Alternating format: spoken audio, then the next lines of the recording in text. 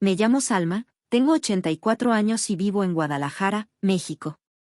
Si alguna vez has sentido que tu propia familia te traicionó, si alguna vez has tenido que elegir entre tu dignidad y la aprobación de los demás, entonces entenderás cada palabra que voy a decir.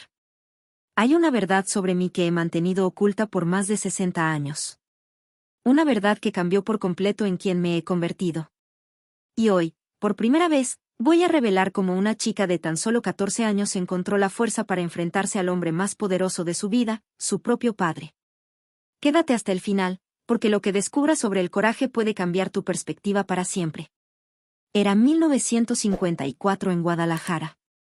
Tenía 14 años, y el mundo aún olía a tortillas calientes en el comal de mi madre Soledad. Nuestra casa de adobe estaba en la calle Reforma, donde el sonido de las campanas de la iglesia de San Juan resonaba cada mañana a las 6 en punto.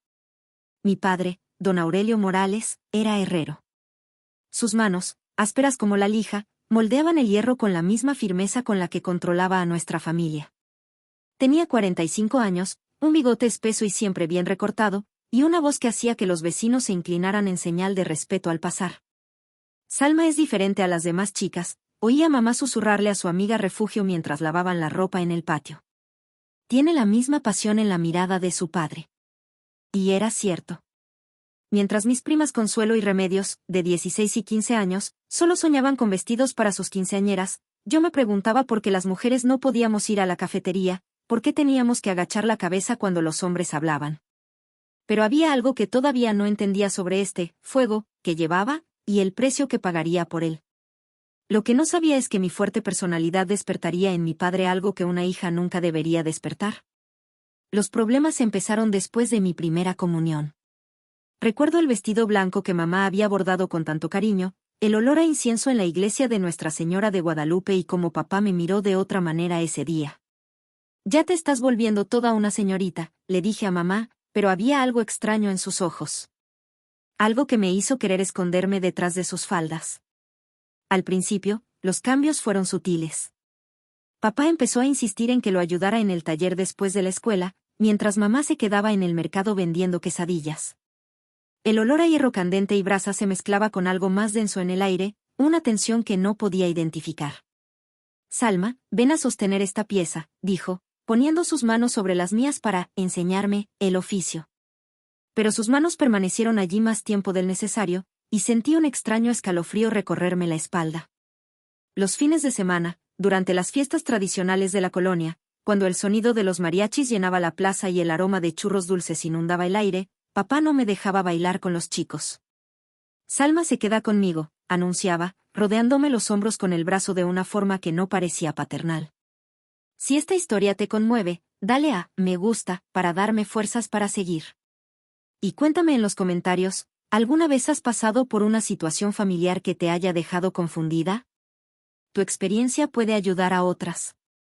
Queridas, apoyen a la abuela Salma suscribiéndose al canal, así mi dolorosa historia llegará a más jóvenes que necesitan escucharla y encontrar valor. Pero fue una tarde de diciembre, cuando mamá fue a cuidar a su abuela enferma, que descubrí que mis miedos no eran solo imaginación. Era la víspera de la festividad de Nuestra Señora de Guadalupe. El aire estaba impregnado del aroma del ponche de frutas que mamá siempre preparaba, y las calles se llenaban del sonido de los fuegos artificiales que anunciaban las celebraciones. Mamá se había ido temprano a casa de la abuela Esperanza en el pueblo vecino, llevándose a Remedios para ayudarla. Yo me quedé para cuidar la casa y ayudar a papá en el taller. Salma, ven aquí, me llamó desde el taller, sin que su voz admitiera desobediencia. Cuando llegué, estaba de pie junto al yunque, sudoroso por el trabajo, con los músculos de los brazos tensos. Estás creciendo demasiado rápido, dijo, acercándose. El olor a hierro y sudor se intensificó. Una chica tan guapa como tú necesita aprender ciertas cosas sobre ser mujer. Sus manos, cálidas y callosas, me tocaron la cara. Retrocedí instintivamente. No seas tímida, mija. Soy tu padre. Nada de lo que haga puede estar mal. Lo que ocurrió en esos minutos cambió algo dentro de mí para siempre. Sus manos exploraron lugares que ningún padre debería tocar. Su respiración agitada en mi oído.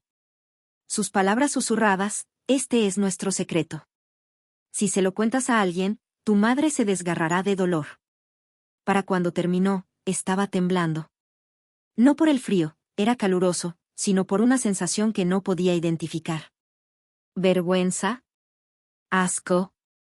¿Confusión? Ahora eres una mujer de verdad, dijo, volviendo a su trabajo como si nada hubiera pasado. Recuerda, ni una palabra a tu madre. Esa fue solo la primera vez. Y yo, una niña de 14 años, no tenía ni idea de cómo estaba a punto de descubrir una fuerza dentro de mí que ni siquiera sabía que existía. Los siguientes días transcurrieron como una pesadilla.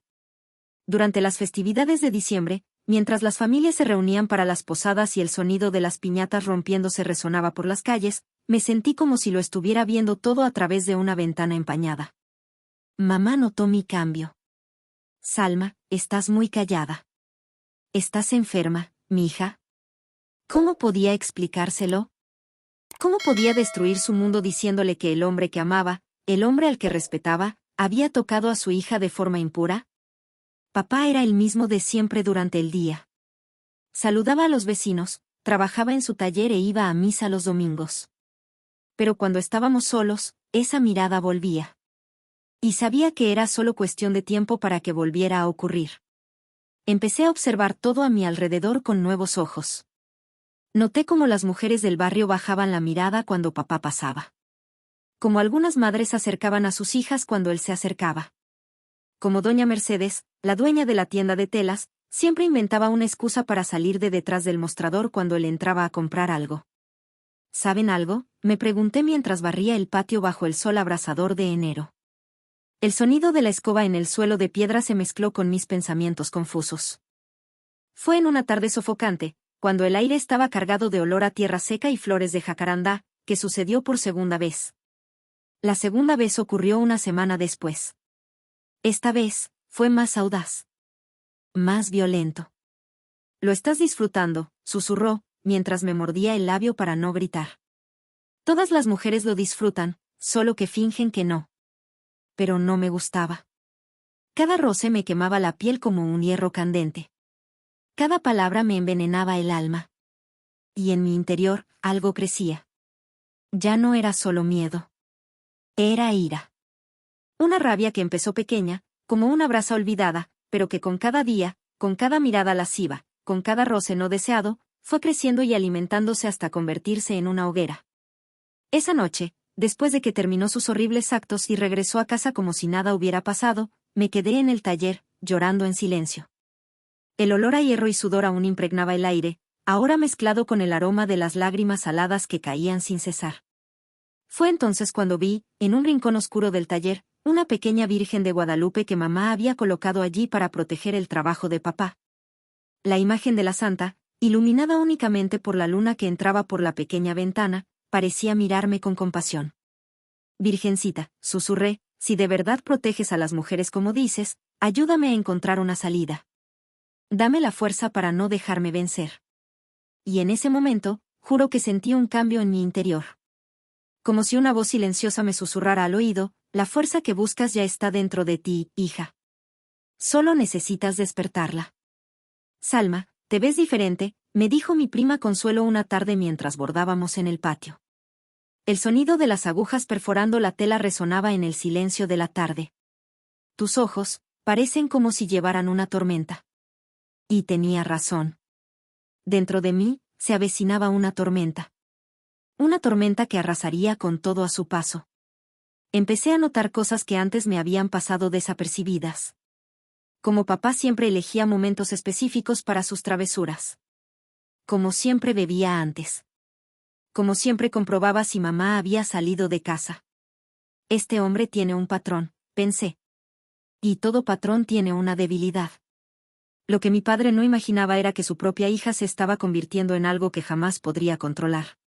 Y la venganza que estaba planeando, bueno, nadie la vio venir. Fue durante la Cuaresma de 1955 que conocí a doña Carmen, la partera más respetada de la colonia. Tenía más de 60 años, el pelo blanco recogido en un moño apretado y una mirada penetrante.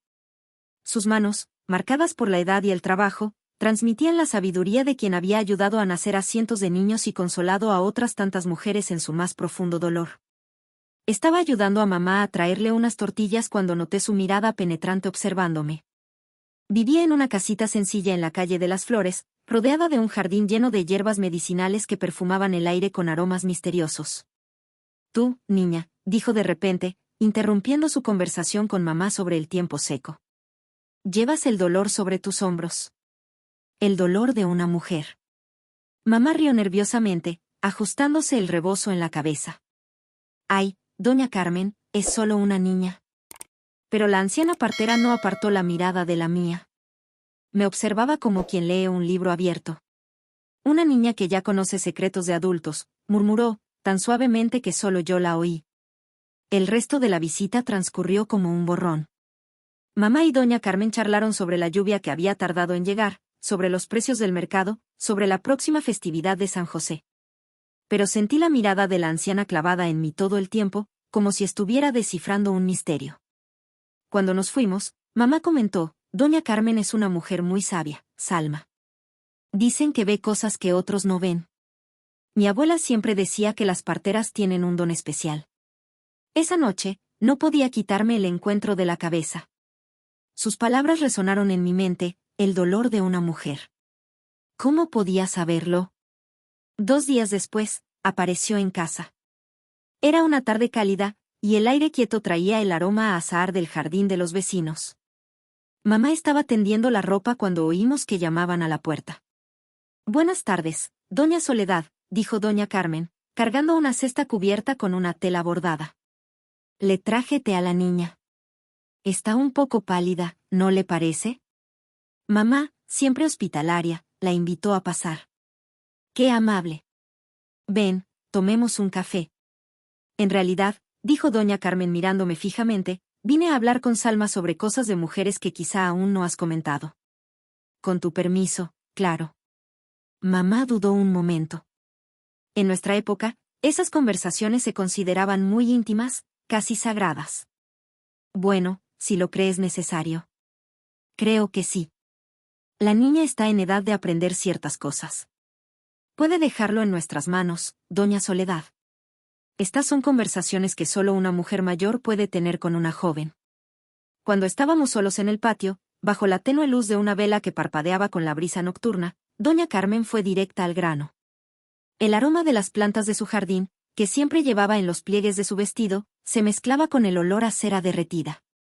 Tu padre te está haciendo daño, ¿no? Las palabras fueron como un puñetazo en el estómago. El mundo pareció detenerse. El sonido de los grillos, el ladrido lejano de un perro, incluso mi propia respiración, todo quedó en silencio. Empecé a llorar, por primera vez desde que todo empezó, sollozos profundos que provenían de un lugar que ni siquiera sabía que existía. Era como si todo el dolor que había reprimido en mi pecho finalmente hubiera encontrado una salida.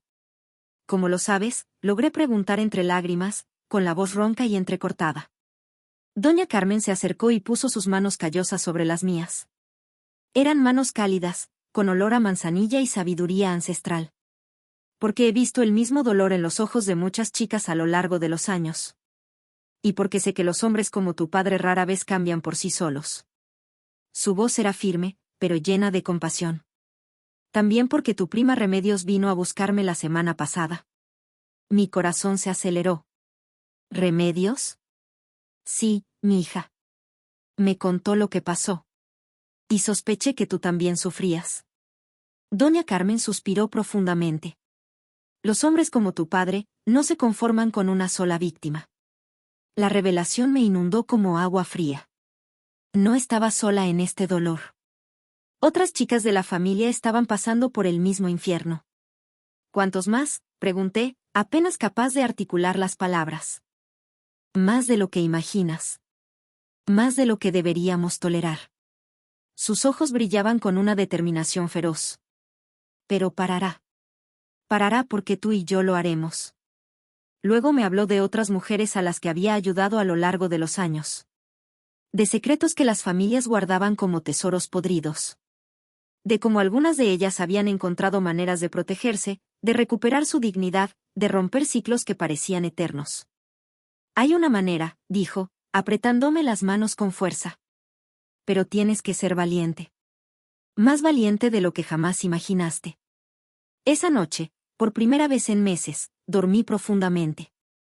Porque por fin ya no estaba solo. El plan que me enseñó doña Carmen aquella noche lo cambiaría todo. Pero primero, tendría que pasar la prueba más difícil de mi vida. Durante las siguientes semanas, doña Carmen se convirtió en mi maestra secreta. Nos veíamos todas las tardes, cuando mamá iba al mercado o visitaba a sus amigas. Su casa se convirtió en mi refugio, un lugar donde podía respirar sin miedo. Ella me enseñó cosas que ninguna mujer de mi tiempo aprendió, cómo una mujer podía defenderse, cómo usar su propia naturaleza masculina contra un agresor, cómo la mente podía ser más poderosa que la fuerza física. Hombres como tu padre creen tener todo el poder, explicó mientras me mostraba ciertas plantas de su jardín. Sus manos expertas separaban cuidadosamente hojas y raíces. Pero el verdadero poder proviene del conocimiento. Y tú, mija, aprenderás a usar ese conocimiento. Su jardín era un auténtico tesoro de secretos. Había plantas para curar, plantas para calmar y, sí, plantas para defender. Me enseñó sobre hierbas que causaban somnolencia, otras que irritaban los ojos y algunas que simplemente te hacían perder las fuerzas momentáneamente. Esto no es brujería, aclaró al ver mi expresión de preocupación. Es un conocimiento ancestral. Un conocimiento que las mujeres siempre han usado para protegerse cuando la ley y los hombres las abandonaban. Pero no se trataba solo de plantas. Doña Carmen me enseñó sobre la observación, sobre la psicología humana, incluso antes de que supiera que existía la palabra. Observa todo sobre él, le indicó. Su horario, sus hábitos, que le da confianza, que le hace vulnerable. Un depredador siempre tiene patrones. Necesitas aprender esos patrones mejor que él. También me enseñó la importancia de la postura, la mirada y la voz. Cuando dejas de comportarte como una víctima y orinas, el depredador se confunde. Y en esa confusión reside tu oportunidad. Durante esas semanas, comencé a observar a mi padre de una manera que él jamás imaginó.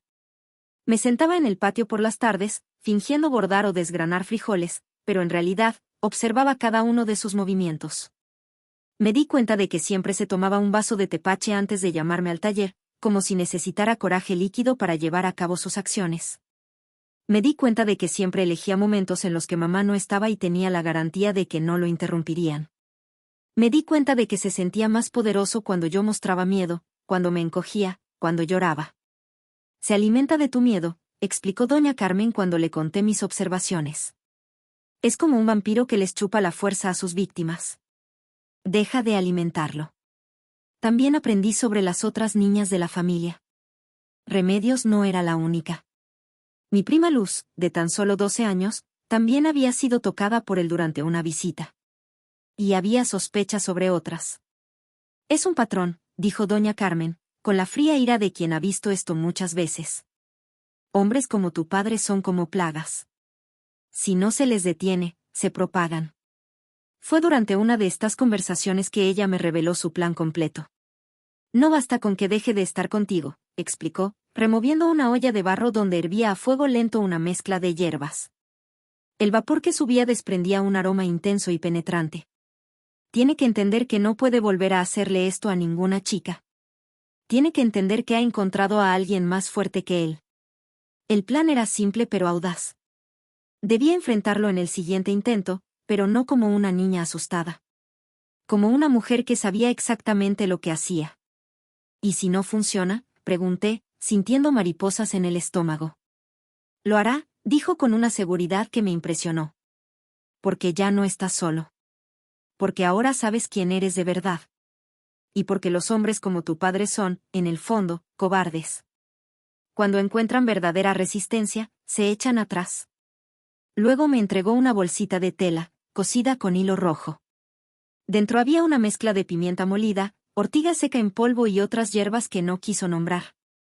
Usa esto solo si intenta usar la fuerza física, advirtió. Y recuerda, una vez que lo uses, no hay vuelta atrás. Tu vida y la suya nunca volverán a ser las mismas. Metí la bolsa dentro de la camisa, cerca del corazón. Y por primera vez en meses, sentí algo parecido a la esperanza. La oportunidad llegó una tarde de abril. El aire olía a lluvia inminente, y las densas nubes en el cielo parecían un presagio de lo que estaba por venir. Mamá había ido al mercado con la larga lista de compras para el cumpleaños del compadre Jesús. Escuché el sonido familiar de él vertiendo tepache en la despensa, el sonido del líquido al caer al fondo de la taza de barro. «Salma», gritó desde el taller, con esa voz que yo conocía tan bien. Pero esta vez, al caminar hacia allá, llevaba algo conmigo. Algo que me había dado doña Carmen. Y un coraje que ni siquiera sabía que poseía. Si has seguido esta historia hasta aquí, deja un comentario diciéndome qué opinas de esta chica. Y suscríbete al canal, porque lo que viene a continuación te sorprenderá. Lo que mi padre vio en mis ojos ese día fue algo que nunca había visto antes. Y lo que hice, bueno, cambió a nuestra familia para siempre. Cuando entré al taller, papá estaba apoyado en el banco de trabajo, con esa sonrisa que tanto odiaba. El olor a metal caliente se mezclaba con el dulce aroma del tepache fermentado. «Ven aquí, mija», dijo, haciéndome señas para que me acercara. «Hoy te voy a enseñar cosas nuevas». Pero cuando me miró a los ojos, su expresión cambió. Porque lo que veía ya no era la niña asustada de los últimos meses. «No», dije con más firmeza que nunca. Se rió, pero era una risa nerviosa. «¿Disculpa?» Dije que no, papá. «Y esta vez, me vas a escuchar». Frunció el ceño. Se sonrojó. «¿Has olvidado con quién estás hablando?» «No», respondí, retrocediendo un paso, pero con la mirada fija en él. «Tú eres quien olvidó con quién estaba hablando. Ya no soy aquella niña asustadiza». Fue entonces cuando avanzó hacia mí, con esa furia que conocía bien. Pero estaba preparado. La bolsita que me había dado doña Carmen contenía chile en polvo mezclado con hierbas. Cuando se acercó, se la tiré a los ojos. El grito que escapó de la garganta de don Aurelio resonó por todo el taller. Se tambaleó, agarrándose la cara, cegado temporalmente. «¿Qué has hecho, demonio?» «De lo que crees, hice lo que debía haber hecho hace mucho tiempo», grité, por primera vez en mi vida, usando el mismo tono de voz que él había usado con nosotros. «Y si me tocas una vez más, se lo diré a mamá, al cura, a toda la colonia». Pero lo que pasó después fue algo que ni siquiera yo esperaba. Papá, todavía frotándose los ojos, empezó a llorar. No por dolor físico, sino por algo más profundo. Sus sollozos eran los de un hombre destrozado. «No, no lo entiendes», murmuró, apoyándose en la pared. «No quise. No soy así». Por un momento, dudé. Esa no era la reacción que esperaba. «Mi padre», continuó con la voz quebrada, «mi padre me hizo lo mismo cuando tenía tu edad. Y a mi hermano Joaquín. Dijo que era para enseñarnos a ser hombres». El mundo se detuvo. Las palabras cayeron sobre mí como piedras. Juré que nunca les haría esto a mis hijos. Pero cuando creciste, cuando te vi convertirte en mujer, algo dentro de mí y algo podrido despertó. Se volvió hacia mí, con los ojos rojos, no solo por la pimienta, sino por las lágrimas. «Lo siento, mija. Por favor, perdóname. Estoy enferma. Tengo la cabeza enferma». Fue en ese momento cuando comprendí algo que doña Carmen no me había enseñado: a veces, los monstruos también eran víctimas. Pero eso no cambió lo que me había hecho. «Papá», dije con voz más firme de lo que creía, «lo que te pasó fue terrible. Pero eso no te da derecho a hacerme lo mismo». Él asintió, sollozando. «Si de verdad quieres mi perdón», continué, «no volverás a tocarme así. Irás a confesarte con el sacerdote. Buscarás ayuda». Lo que dijo mi padre en ese momento cambió nuestra relación para siempre. Y el secreto que descubrí sobre nuestra familia, bueno, explica mucho sobre en quién me he convertido. Los meses siguientes fueron los más extraños de mi vida. Papá cumplió su palabra.